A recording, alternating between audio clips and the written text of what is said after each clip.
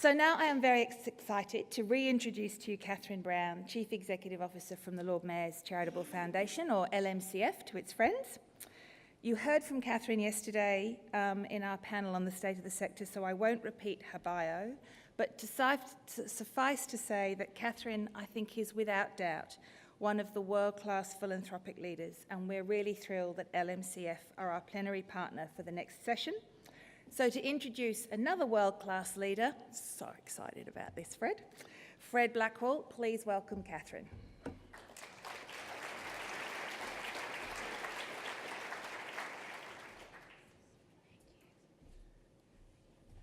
Thank you, Sarah.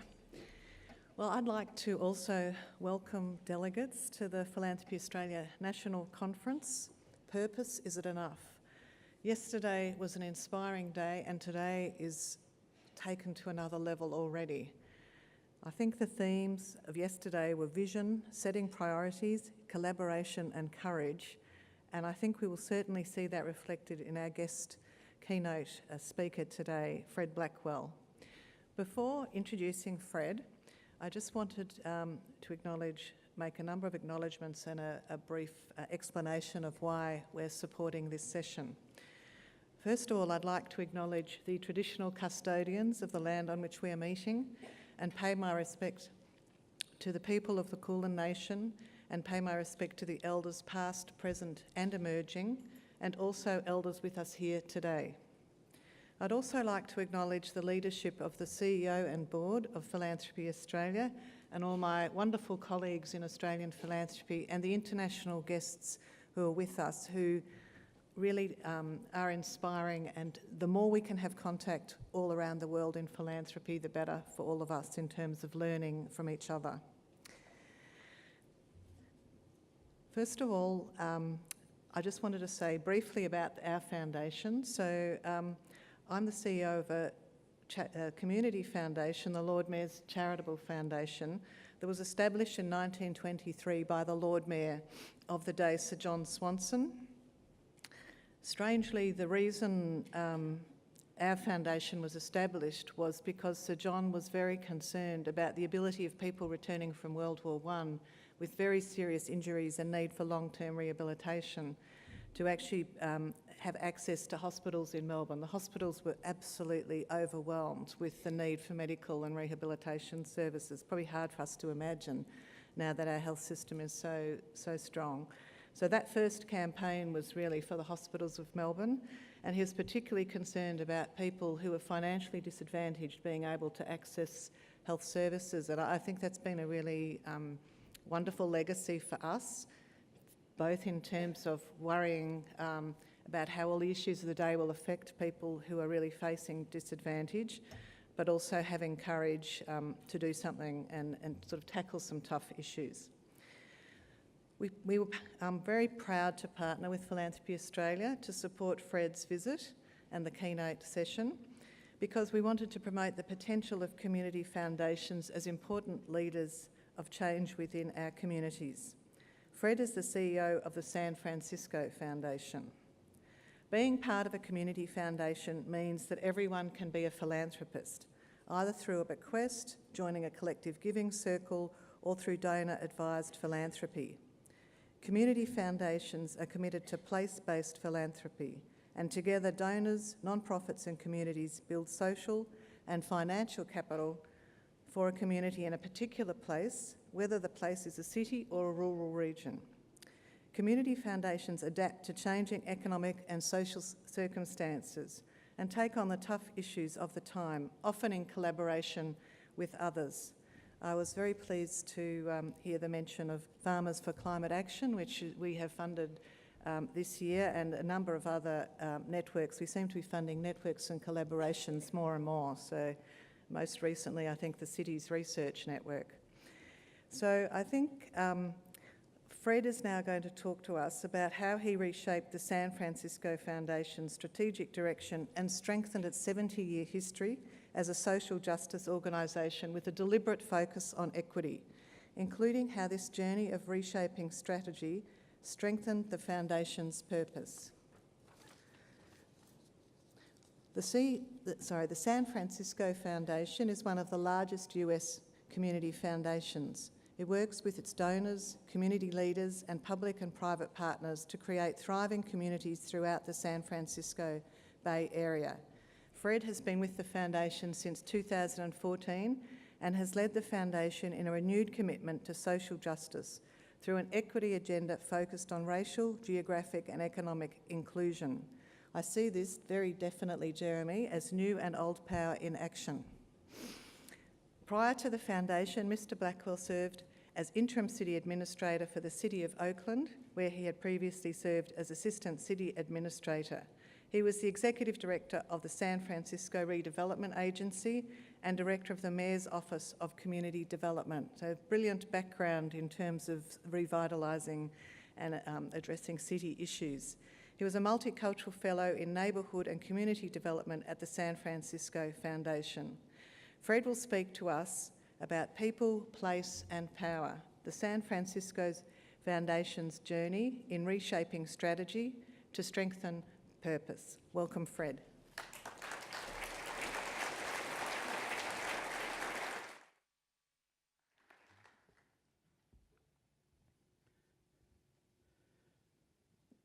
So I want to just thank you all for having me, and I want to be able to kind of give you an impression and a little bit of a story about the work that we have been engaged in. Before doing that, though, it's funny, you know, you mentioned yesterday how yesterday Larry talked about it was 4 years before he kind of understood what he needed to be doing. I know Larry well, and I really appreciate his advice. Don't always follow it.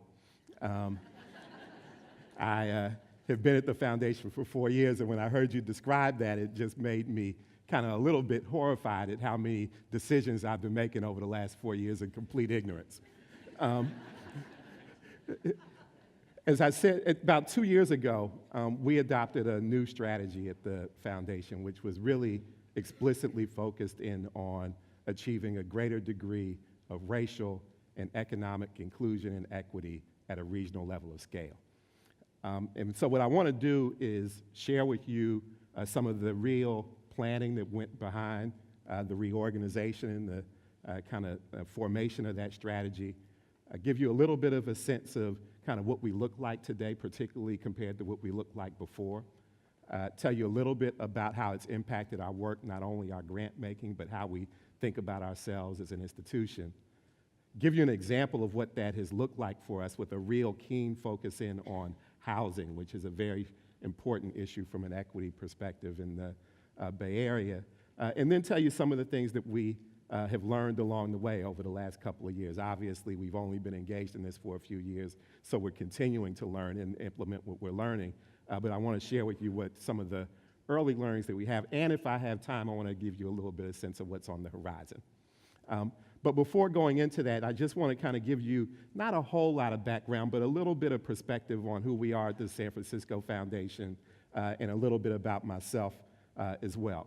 One is that while we are called the San Francisco Foundation, that city is kind of in our title, we have a regional footprint in the Bay Area. So we actually serve 5 counties in the Bay Area. That includes San Francisco County, but it also includes Marin County, San Mateo County, Alameda County, and Contra Costa County. And I don't expect you all to know all those places, but I do want to kind of give you a sense that our footprint is kind of regional. And in that region, we have about 4.3 million people, and that region is the second most ethnically and racially diverse region in the country, in the United States. And so we are both ground zero for the kind of demographic shifts that are occurring in the United States, and we are ground zero for the kind of hand-wringing that gets done both in our country and internationally nowadays around income and wealth inequality and what that means for us as a community. And I'll come back to that in a minute. The second thing that's important to know about us, and it was mentioned a little bit earlier, is that we have always been known as being kind of a social justice, progressive, philanthropic institution in our community. We were founded by the CEO at the time of the Levi Strauss Corporation, a man named Daniel Koshland, who was responsible post-World War II for organizing the business community to provide job opportunities for refugees associated with World War II. We were one of the first philanthropic institutions to really step forward publicly in support of same-sex marriage and marriage equality in the United States. And so we have been kind of known for being out there in terms of a bold agenda that's focused in on social justice issues. And so a lot of what I'm talking about is not really a pivot for us, but a doubling down of who we already have been. Third thing is, we are a community foundation, it was mentioned, which means that we have multiple constituencies. We have an endowed base that allows us to do our discretionary grant making, but we also have a group of donors at the foundation. We have $500 million worth of donor-advised funds at the San Francisco Foundation in 600 different funds representing 900 different individuals. And so we both kind of guide our own grant making, but we also facilitate the grant making of others in our community. And the last thing I want to say in terms of background is a little bit about me. I grew up in Oakland, California, which is across the bay from San Francisco. I grew up in a family of activists and nonprofit professionals and teachers. I am, and I'm sure you all have seen this little kid, I am that little kid in the back of the room with the coloring book at the community meeting wondering why everybody is so upset and when we can go home.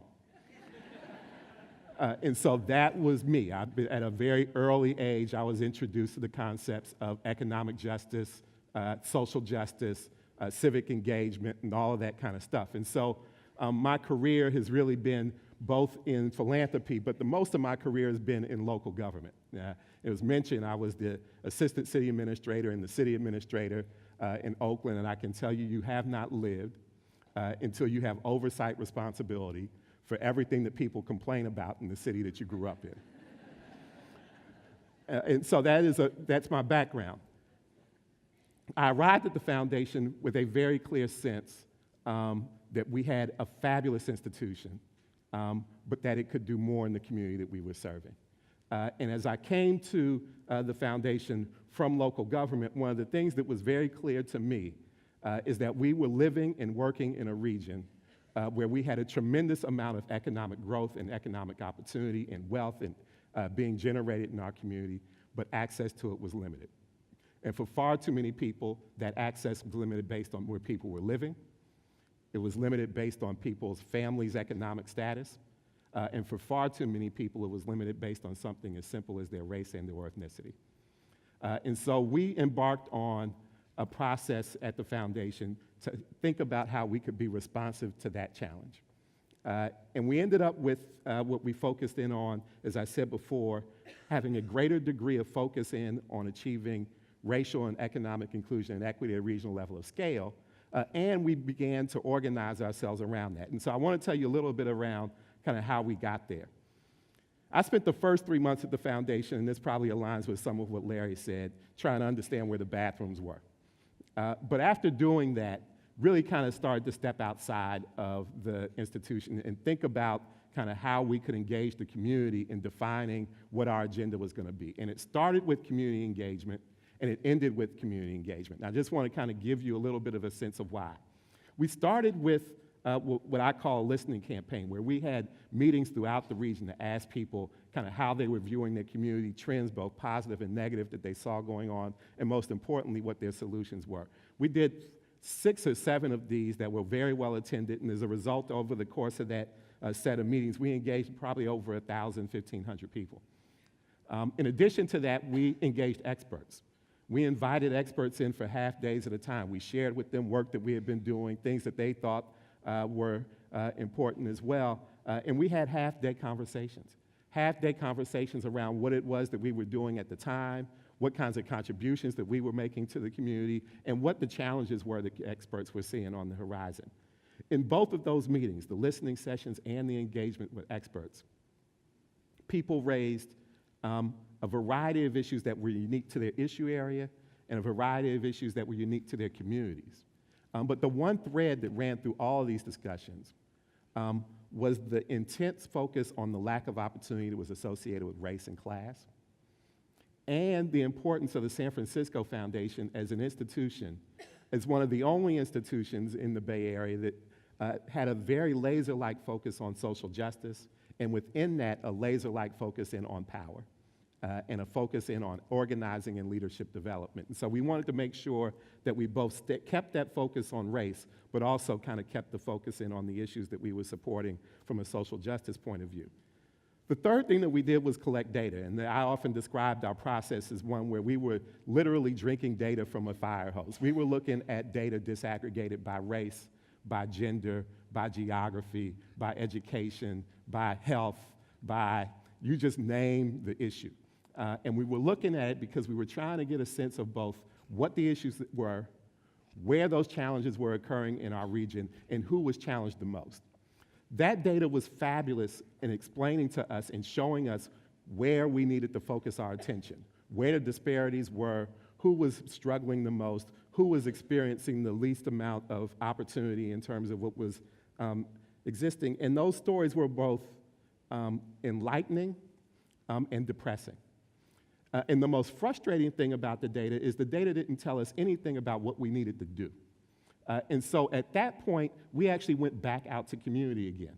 As I said before, we started with community engagement and we ended with it. And what we asked community members was, and these were people who were really kind of on the ground and doing the work, how do we get here? And it was in those discussions about learning how we got here that we landed on our organizing principles that we're following right now. And that is the pathways to equity, which we are characterizing as people, place, and power. So I want to talk a little bit about each one of those because that is the way we've organized. We were organized before around issue areas: community development, community health, arts and culture, education, and the environment. And while none of those issues have gone away, we think about them now in relationship to people, place, and power. So under people, we've created an area of work called expanding access to opportunity. What that work is really about is first removing systemic barriers to opportunity. And for a lot of people of color, a lot of low-income communities in the Bay Area, that means addressing injustices in the criminal justice system. It also means addressing inequities in the education system, and with a particular focus on school climate issues, because you cannot learn if you're a person of color if you're being suspended, expelled, or disciplined all day.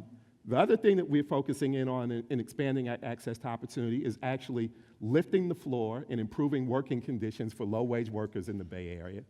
But just as important, fostering a greater sense of economic mobility. So there's not only a smaller distance between the haves and the have-nots, but there's a sense that you can get from the lower ends of the economic ladder to the upper ends of the economic ladder as well.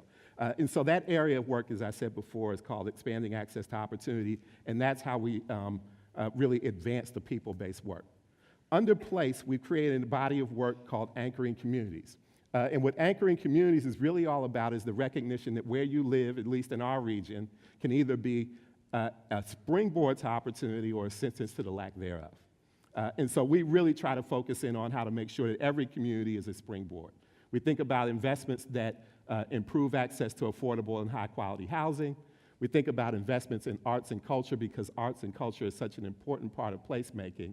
And in the Bay Area, where we have such an intense focus in on high cost of housing and commercial space, figuring out how we can prevent people and institutions and culture from being displaced is an important part of the work in place as well. Under power, we create a whole body of work called Nurturing Equity Movements.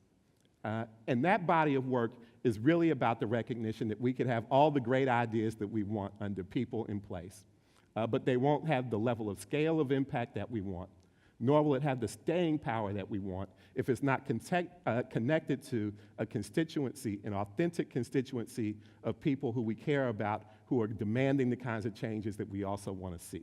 So in Nurturing Equity Movements, we're supporting organizing at the neighborhood and regional level. We're supporting leadership development. We're actually supporting programs that train low-income people and people of color in the Bay Area to be prepared to be legislators, city council people, planning commissioners in their communities. And we're also supporting advocacy. Advocacy focused in not only on the things that we are doing in people in place, but we think that this work is so important around power that it's an important body of work in and of itself. So it doesn't have to be necessarily connected to one of the bright ideas. So that's the way we're currently organizing. And organizing around those issues, as well as having a North Star, has really changed the way that we're approaching various aspects of our work. And I want to start with our grant making. As I said before, we used to be organized around these issue areas, and in each issue area, I'm sure this will sound familiar to everybody, we had a set of priorities and grant-making guidelines and all that kind of stuff.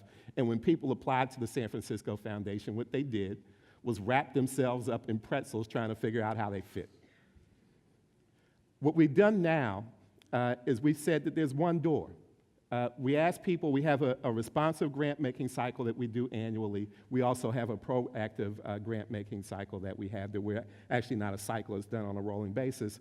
But we ask people to tell us what they're doing, how they're doing it, the kinds of results that they're achieving, and then we figure out where they fit. We assign staff and we figure out kind of where they fit within our agenda. The second thing that we are doing that's different is that we used to have what I would kind of characterize as the kind of peanut butter spread approach to grant making, where we made sure that everybody got a little. Our average grant size was about $15,000, $20,000. Our average term was about 12 months. And feedback that we got was, on the one hand, that's great because everybody got some. But on the other hand, those kinds of grants don't produce the kinds of change that we were talking about trying to make. And so we've changed our grant-making approach to now where we are giving larger grants. Our average grant size is about $75,000, $80,000. Our term is now 2 or 3 years. We're giving operating support rather than programmatic support, and I'll tell you a little bit more about that later if somebody asks the question, but there's some funny stories behind that. But we changed our grant-making. The third thing that we've done, though, is that we think about our role as an institution not just as a grant maker. Obviously, we're a philanthropic institution, so grant making is in our DNA, but we think about ourselves as much more than that. So we think about not only our grant making, but how we can engage our donors. We think about how we can engage other partners. We think about our own civic leadership. All of those are the ingredients in the work, and that's why I call each one of these areas areas of work rather than grant-making areas, because the people who are leading these bodies of work are now thinking about themselves in terms of how they move the needle and how they organize a community around the kind of change that we're talking about, not just sitting at their desk reviewing proposals and saying yes and no every day. The last thing I want to mention in terms of the way that we are approaching the work is, while services and programs are absolutely important to us and it's an important part of our DNA, we are focusing a lot more on policy, advocacy, and systems change. And I'll talk a little bit more about that and why we think it's important, but I just wanted to highlight that. I want to give you an example of what this looks like really quickly for us in terms of kind of when we're operating on all cylinders with the housing example. So with housing, it's a huge issue for us, a huge equity issue, and it means that we're using all the tools in our tool belt to try to be responsive to that. So with our grant making, we're supporting nonprofit organizations that are actually engaging in affordable housing development. We're supporting advocacy groups that are supporting the kind of work that needs to take place to make sure that people who are vulnerable for losing their homes have the kinds of supports that they need and policies at the local level that support that endeavor. We have a program-related investment program, so we are also making loans. We're making loans to nonprofit entities that are acquiring land or acquiring existing sites so that they can be engaged in the market and think about how we can use our endowment and other funds other than grant making in order to advance our mission.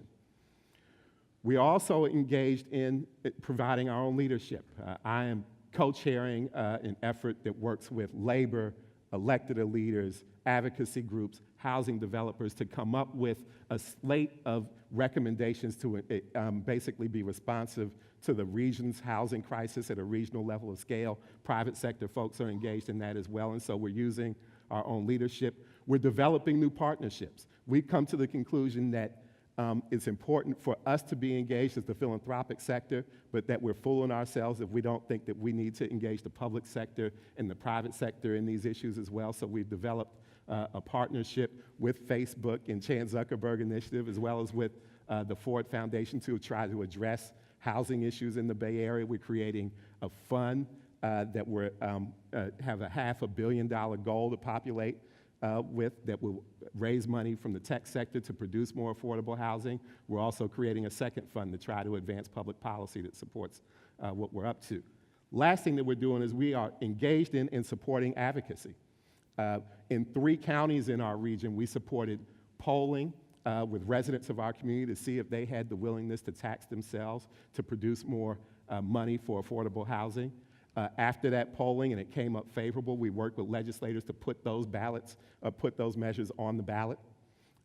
After doing that, we supported the Yes On campaigns in the various communities where these things were on the ballot. We supported organizing and leadership development as well as advocacy on the ground to educate people about these initiatives and why they were important, and the Get Out the Vote campaigns that were done in November of 2016. And the long story short is that for the amount of money that we would invest in one unit of affordable housing in San Francisco, which is about $500,000, we were able to win at the ballot $2 billion worth of funding for affordable housing in the region.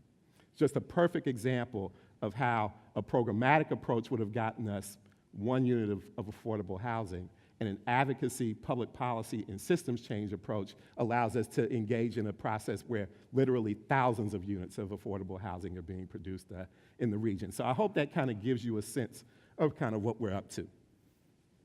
Let me close by sharing a couple of things around what we've learned. The first, and I'm sure you could tell in the story, is that data is extremely important for us. It's important for us in terms of understanding where we are going. It's important for us in terms of understanding the depth and breadth of the issues that we're engaged in. But data disaggregated by race is actually even more important.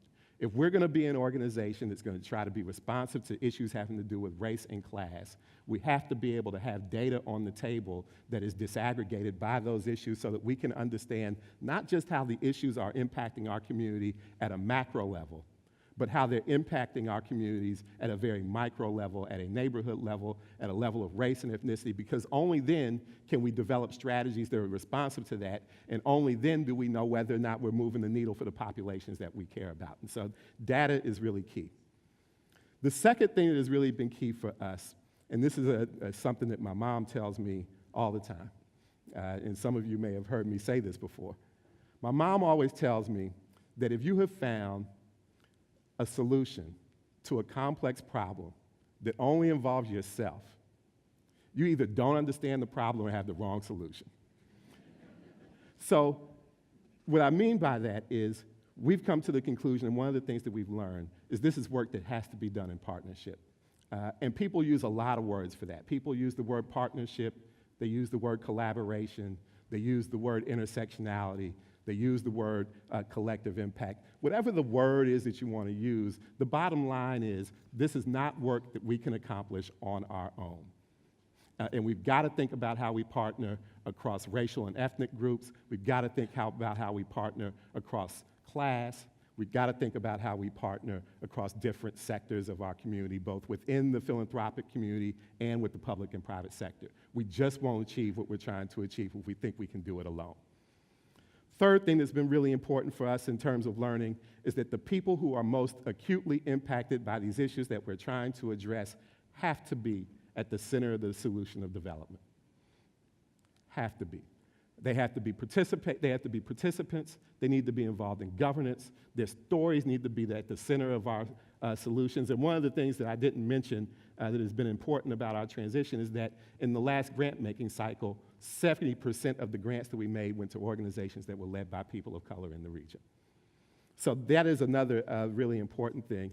And then the last thing that I want to mention in terms of focus and learning, and it's kind of a repetitive thing of what I said before. Most of us come to this work in philanthropy supporting programs and services, and programs and services are absolutely essential, particularly programs and services at levels of scale that matter for the populations that we're focused in on. But programs and services are necessary but insufficient. That if we are not engaging the public sector through advocacy, we are just fooling ourselves in terms of thinking that we can move the needle on these issues. The public systems are the systems that people are interacting with the most. The public systems are where all the dollars are. We're a very significant philanthropic institution, but what we bring to the table pales in comparison to what the public sector brings to the table. When I was the city administrator in Oakland, my budget was $1 billion a year. That's what I spent. When I was running a little department in the city and county of San Francisco, we were spending $300 million a year as a department. And now I'm at a foundation where it's one of the largest community foundations in the country, $1.3 billion in assets, and what we spend is a drop in the bucket compared to what the public sector brings. So we just decided that we were fooling ourselves if we thought we could really move the needle without engaging the public sector. And so this idea of advocacy, needing to be connected to programs and services, is the other thing that's been really important to us. And the last thing that I think is really important that I really just want to emphasize is that focusing in on race and class, I don't know how it is here, but where I'm from, these are issues and discussions that are uncomfortable. And that people, I'll put it this way, they're emotional, they require you to be vulnerable, they require you to make mistakes, and therefore, those are all things that we try to avoid. And so figuring out how we can both raise the important focus in on race and class as it relates to opportunity, but to do that in ways that still remain inclusive and paint the picture that everybody has skin in the game is really, really essential. So really important strategic investments in communications, strategic communications, to think about how you're talking about this work, to think about how you talk about the work in ways that are both hard-hitting and inviting, is the needle that we're trying to thread. And I can't emphasize enough how important the investment in communications is towards advancing the agenda. So I'll stop there. I mean, there's other stuff that I can share, but I hope that we can have a little bit of a conversation and people can ask questions. Again, thank you so much for the invitation to be able to kind of share some of our journey with you, and we'll open it up for questions, huh?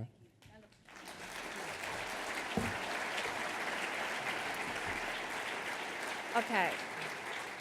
So I'm in your hands, guys, because we're out of time for questions, so we can cut short morning tea or we can have a couple of quick questions, because that was extraordinary.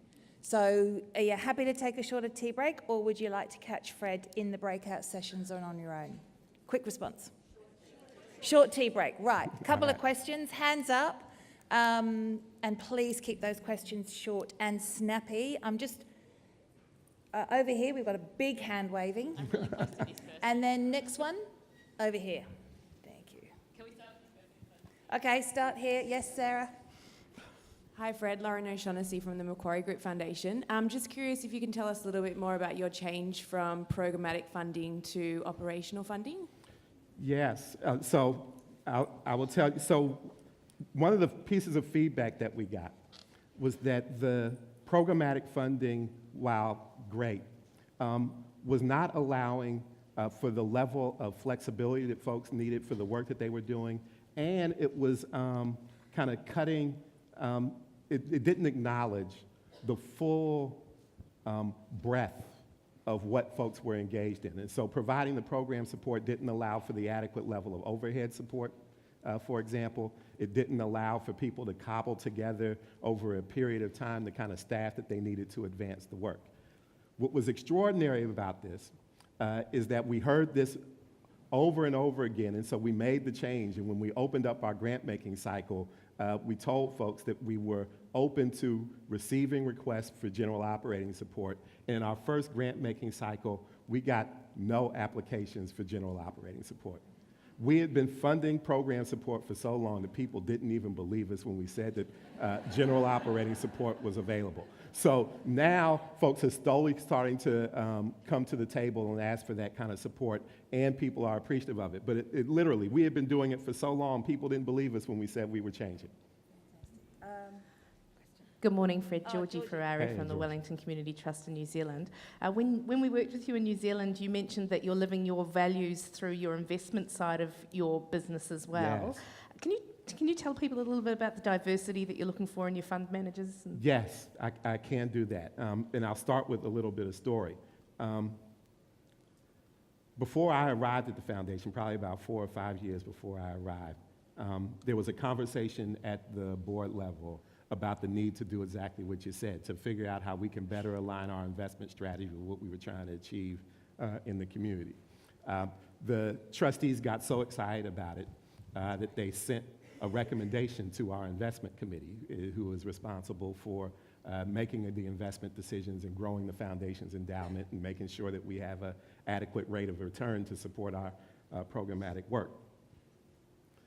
At that time, the investment committee was so convinced that their job was to maximize returns so that they can maximize grant making, that they sent the recommendation back to the Board of Trustees without discussion. So now we're in a very different place. We actually launched about a year ago an internal group made up of investment committee members and board members to look at the menu of options that were available to us to do this alignment work. Obviously, we did what everybody looks at first. It was we looked at divestment strategies. But we quickly concluded that while there were definitely areas where we didn't want to have the foundation's investment because they were just so misaligned with what we were trying to do, private prisons as an example, we thought that the bigger opportunity was to figure out how we can align investments at the foundation in ways that advance our equity agenda. And so there are two things that we are actually doing. One is I gave you a brief mention. We have a program-related investment program, which is basically a loan program. We took $5 million off of the foundation's endowment, and then we invited donors at the San Francisco Foundation to match that contribution. And they did to the tune of $5 million as well. They were so enthusiastic in their response to it that we had to stop asking for money so that we could develop our pipeline of investment opportunities for the actual loans. That has been so successful that the board has decided to double that this year. And so we're doubling our investment from the endowment and going back out to donors again for that program-related investment program. And so that's one of the ways that we are aligning. And those are loans. We look for a 3% return, which is obviously well below market right now. And we are doing loans for housing, job creation, and other things that align with the equity mission. The other thing that we're doing, which is even more exciting, is we are carving, well, actually this is not a carve out, we're dedicating $50 million of the foundation's endowment that will be aligned with activities and be able to do equity investments in companies that we think align with our values and are advancing the equity agenda as well. And so that's a $50 million mission-related investment program. We are not looking for returns in that part of the portfolio that differ from the returns in other parts of the portfolio, but we are looking for it to help make us not only make loans, but also make equity investments in activities that help to advance as well. Look, I'm really sorry, we are going to have to cut it off there, but Fred is around all day, Yes. and also Fred is on one of our breakout panel sessions later around place-based change, the one that's called Listen, Learn, Empower, with Taya and Natasha and Jane and a bunch of others, so you can catch Fred later. I'm sorry, that was extraordinary. Please thank Fred. Thank you. That was so amazing. Absolutely.